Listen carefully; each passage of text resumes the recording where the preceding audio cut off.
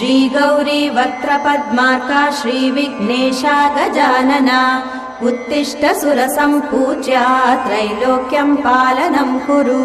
श्रीगौरी वक्त्रपद्मार्का श्रीविघ्नेशा गजानना उत्तिष्ठ सुरसम्पूज्या त्रैलोक्यं पालनं कुरु उत्तिष्ठोत्तिष्ठ हेरम्बा उत्तिष्ठ गणनायका उत्तिष्ठ करुणापूर्णा भक्तानां भाग्यदायका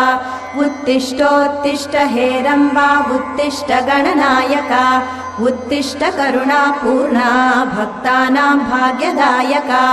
श्रीयाकुवाहन शिवात्मज दिव्यगात्रा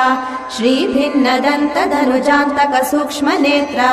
सर्वार्ति दुःख शमना फणिराजसूत्रा देवा गणेश्वर विभो तव सुप्रभातम्।